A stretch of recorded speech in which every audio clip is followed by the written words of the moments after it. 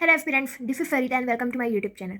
आज मैं ये वीडियो आपको हीट एंड थर्मोडायनेमिक्स चैप्टर के इंपॉर्टेंट फार्मूलाज लिखवाने के लिए की हूँ। देखिए, ये मेरे पास फार्मूला बुक है और इसमें बहुत सारे फार्मूला दिए हैं, लेकिन मैं आपको कुछ फार्मूला लिखवाऊंगी जो कि मीन्स उनमें से ही क्वेश्चन बार बार पूछे जाते हैं हमारे नीट एग्जाम में। So let's start.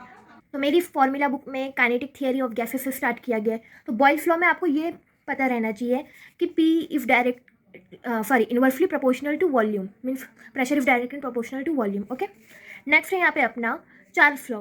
तो उसमें आता है V is directly proportional to T। Okay, and third है अपना गैल-इफेक्ट लॉ। तो इसका इक्वेशन देख के आप समझ ही गए होंगे कि P is directly proportional to T। ठीक है, और ये आइडियल गैस इक्वेशन है PV इक्वल्स टू nRT। ठीक है, अब यहाँ पे वंडर वॉल्फ इक्वेशन भी दिया गया है, लेकिन फिजिक्स के पॉइंट ऑफ व्यू से इतना इंपॉर्टेंट नहीं है। बोल्ट्जमैन कांस्टेंट की वैल्यू तो आपको मीन्स पता ही होगी कि क्या होती है, लेकिन उसका फॉर्मूला ये रहता है। ठीक है, Dalton's law of partial pressure भी आपको पता है कि P equals to P1 plus P2 plus P3, लेकिन ये हमारे फिजिक्स पॉइंट ऑफ व्यू से इतना इंपॉर्टेंट नहीं है। फिर ये रेट ऑफ डिफ्यूजन, वही हमारा वॉल्यूम डिफ्यूज्ड और इफ्यूज डिवाइडेड बाय टाइम। देखिए, जो भी इंपॉर्टेंट फॉर्मूला है उसमें मैंने पिंक पेन से मार्क करके ही रखा है, तो आपको इतनी मुश्किल नहीं होगी।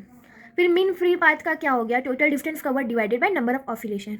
अब ये जो टाइप्स ऑफ मॉलिक्यूलर स्पीड है, ये सब इंपॉर्टेंट पॉइंट है। देखिए, तो मोस्ट प्रोबेबल स्पीड की वैल्यू क्या है, एवरेज स्पीड कहाँ गया हमारा, एवरेज स्पीड और हमारा RMS स्पीड, ये तीनों का फॉर्मूला बहुत इंपॉर्टेंट है। इसका मेन फॉर्मूला ये है √2RT divided by molecular mass. फिर हमारे एवरेज स्पीड का क्या है, √8RT divided by πm। And then हमारे RMS का क्या है, √3RT डिवाइडेड बाई m। तो अगर हम ऐसे देखें तो जो हमारा RMS वेलोसिटी रहती है वो सबसे ज़्यादा रहती है, देन आती है हमारी average velocity and then our most probable velocity. ठीक है, देखिए ये सब इक्वेशन से ना हमें क्या देखने को मिलता है कि आवर जो वेलोसिटी है it is inversely proportional to root of the molecular mass of our gas.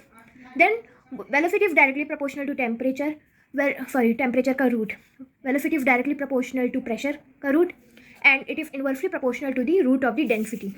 ठीक है, नेक्स्ट है हमारे kinetic energy of gaseous molecule. तो उसकी वैल्यू होती है 3/2RT। अब ये अलग अलग इक्वेशन इतना दे रखा है जो कि इतना इंपॉर्टेंट नहीं है।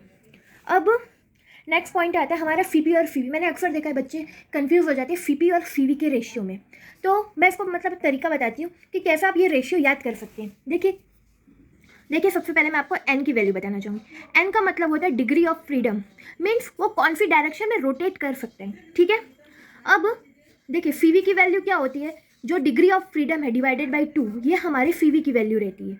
और CP की वैल्यू क्या रहती है, CV प्लस 1, जो कि हमारा n डिवाइडेड बाई 2 प्लस 1। तो अगर ना देखिए मोनोएटमिक गैस है, उसकी डिग्री ऑफ फ्रीडम 3 रहती है, तो CV के फॉर्मूला में पुट कर देंगे तो हमें मोनोएटमिक गैस का CV मिल जाएगा। फिर उसमें +1 हम कर देंगे तो हमें हमारे CP की भी वैल्यू मिल जाएगी फॉर मोनोएटमिक गैस। अब मैं हमारे डायएटमिक गैस की बात करूँ तो उनमें डिग्री ऑफ फ्रीडम 5 रहती है, तो वैसे इक्वेशन में आप पुट कर देंगे, आ जाएगा आंसर। और जो हमारा ट्राइएटमिक गैस है उसकी वैल्यू 6 होती है। अब नेक्स्ट आता है CP/CV का रेशियो, जिसको हम गामा भी बोलते हैं।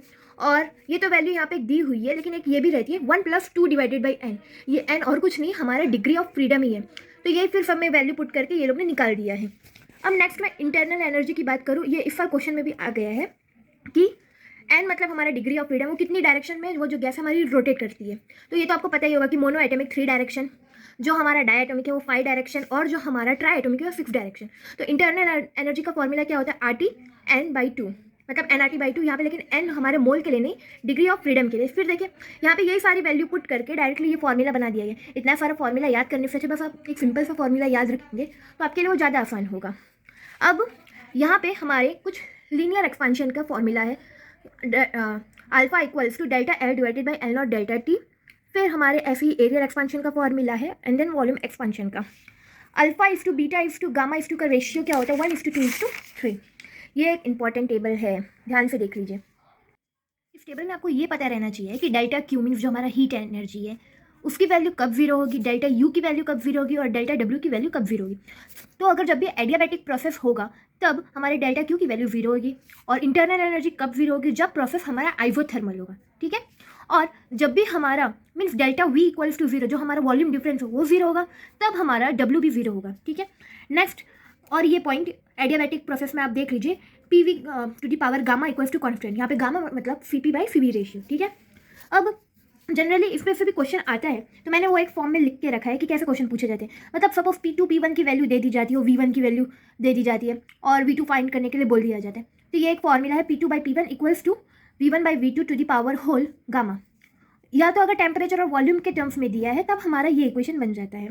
अब मैं बताऊँ तो कभी कभी क्या है, कोई भी एक ऐसा मतलब क्वेश्चन पूछ लिया जाता है और ऐसा इक्वेशन दिया जाता है। यहाँ पे एक्स की वैल्यू मतलब कुछ भी वो लोग ले लेते हैं, कोई भी नंबर 1 2 3 ऐसे ले देते हैं और बोलते हैं इसकी वैल्यू कॉन्स्टेंट है। फिर आपसे पूछा जाता है तो हमारा आंसर आर के फॉर्म में लेके आइए। और मतलब ये भी नेचर ऑफ द गैस भी बताया जाता है कि डाई एटमिक है कि ट्राई एटमिक है कि मोनो एटमिक। तो उस कंडीशन में ये फॉर्मूला कैसे बन जाता है, R divided by gamma -1 minus R divided by x-1। इसका मैं आपको एक क्वेश्चन भी दिखाती हूँ।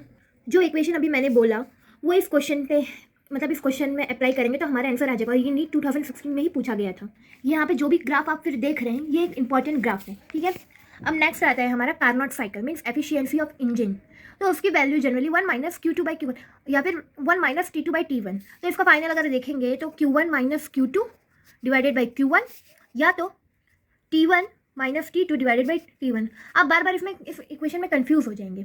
तो देखिए यहाँ पे ऐसा समझने का, Q1 किसको मानने का, हमेशा जो मीन्स हाई हीट एनर्जी हो, और T1 वही जो हाई टेम्परेचर हो उसको ही T1 मानने का, और T2 को लो टेम्परेचर और Q2 को लो हीट एनर्जी। अब दूसरे तरीके से कैसे याद कर सकते हैं, जो हमारा हाई टेम्परेचर और हाई एनर्जी होगी वो हमारे सोर्स की होगी, जबकि जो हमारा सिंक है उसका low temperature and low heat होगा, ठीक है। नेक्स्ट आता है हमारा कोफिशिएंट ऑफ परफॉर्मेंस। ये हमें हमारे उसमें देखने को मिलता है रेफ्रिजरेटर में। तो उसका फॉर्मूला ऐसा है कुछ। देन अब नेक्स्ट चैप्टर आता है हमारे हीट ट्रांसफर का। तो ये क्वेश्चन तो आपने बुक में देखा ही होगा।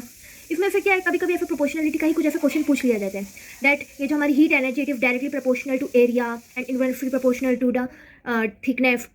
तो ये सब उसकी ही कुछ इक्वेशन है, लेकिन जो ज़्यादा इंपॉर्टेंट है मैंने उसी मार्क करके रखा है। और ये हमेशा याद रखना कि जो रिफ्लेक्शन, ट्रांसमिशन और कंडक्टिविटी का मीन्स एब्जॉर्प्शन का है, उसको अगर हम प्लस करेंगे तीनों को तो उसकी वैल्यू 1 के बराबर ही होगी, ओके। नेक्स्ट आता है हमारा स्टीफन्स लॉ। तो उसकी वैल्यू कुछ ऐसी है, लेकिन ना जनरली ना ये किस काम में आता है कि ये Q/T मतलब ये एक तरीके की हीट हमारी एनर्जी है। तो यहाँ पे ऐसा इक्वेशन बन जाता है कि power is directly proportional to the T⁴। ये वाला इक्वेशन यहाँ पे बन जाता है। फिर नेक्स्ट आता है हमारा वेन्स डिस्प्लेसमेंट लॉ, जिसमें लैम्बडा मीन्स जो हमारी वेवलेंथ और टेम्परेचर का मल्टीप्लिकेशन एक कांस्टेंट कहलाता है। नेक्स्ट आता है हमारा न्यूटन्स लॉ ऑफ कूलिंग, जिसका एक तो इक्वेशन यही दे रखा है और दूसरा इक्वेशन आप ऐसे भी लिख सकते हैं कि d θ डिवाइडेड बाई dt। यहाँ पे d θ मतलब हमारा temperature difference equals to K average temperature minus initial temperature. तो ये हमारे हीट एंड थर्मोडायनेमिक्स चैप्टर के कुछ फॉर्मूलाज थे। होप आपको ये वीडियो पसंद आया होगा। Thank you.